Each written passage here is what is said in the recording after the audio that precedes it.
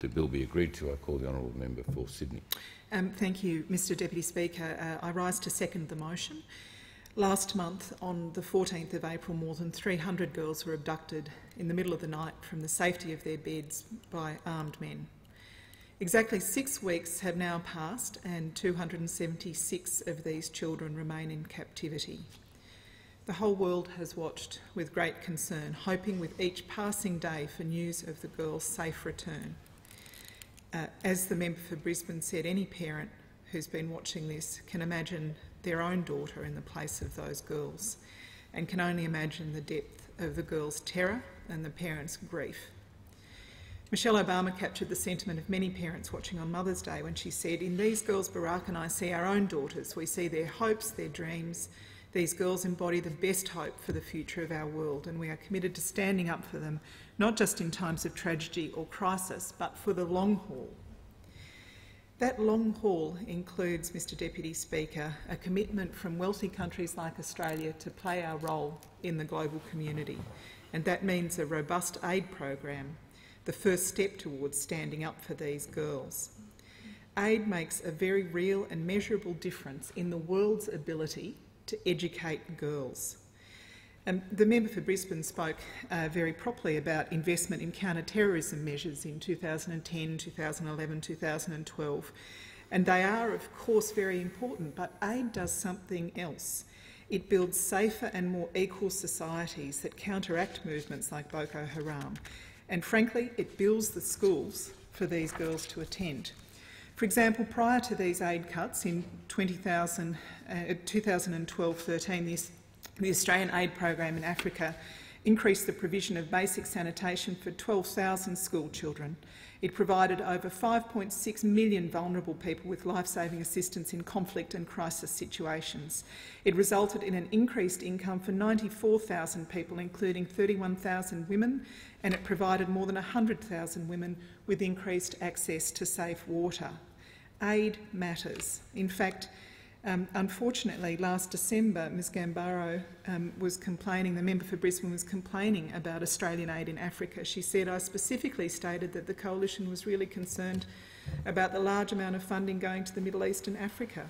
An enormous amount of money was skewed. Between 2007 and 2008, there was also a 251% increase in spending in Africa, from 111 million to 354 million.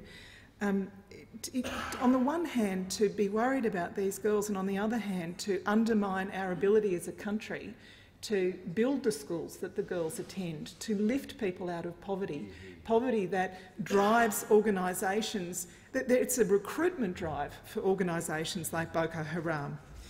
This motion states that a strong commitment to empowering women and girls socially, politically and economically is important, but you can't talk about that in the abstract and then cut the means of delivering that empowerment.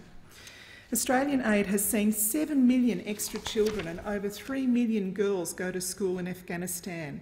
3 million more girls in school in Afghanistan. Australian aid built or extended 2,000 schools in Indonesia, creating around 330,000 extra school places.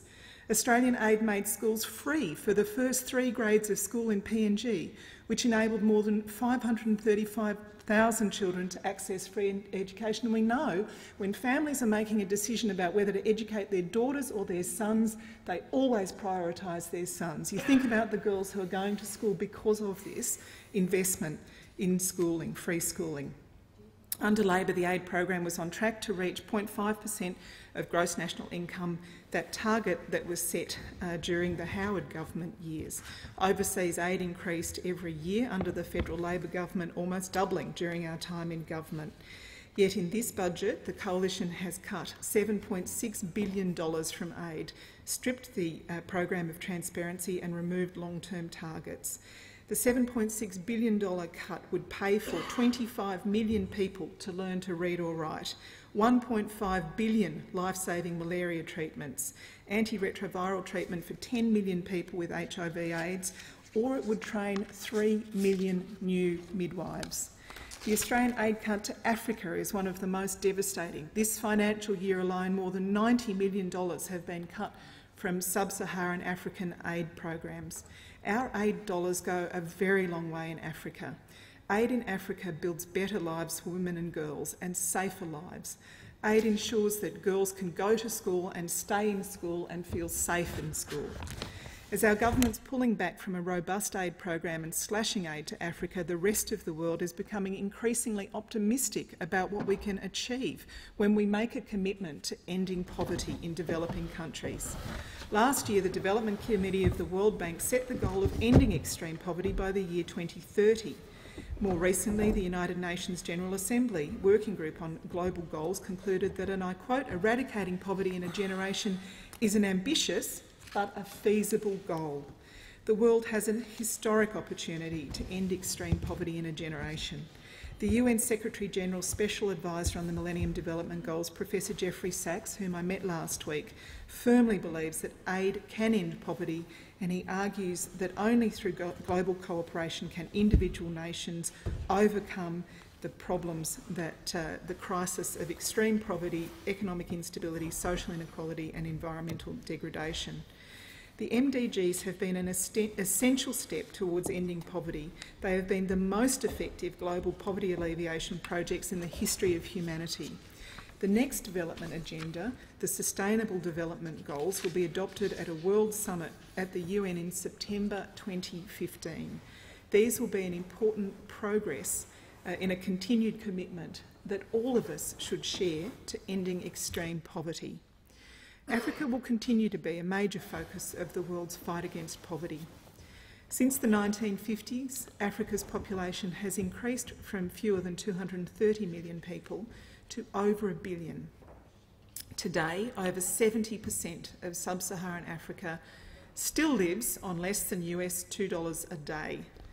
And as estimated by Robert Rotberg, half of all people in the world born from now until 2050 will be African.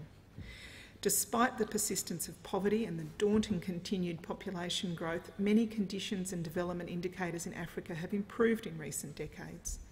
Child mortality in Africa has declined from 229 per 1,000 births in 1970 to 146 per 1,000 births in 2007, and indeed worldwide, 14,000 fewer children were dying in 2011 every year compared with 1990. So despite the growth in the world population, 14,000 fewer people died in 2011 compared with 1990. Adult literacy in Africa has increased from around 27% in 1970 to around 62% in 2007.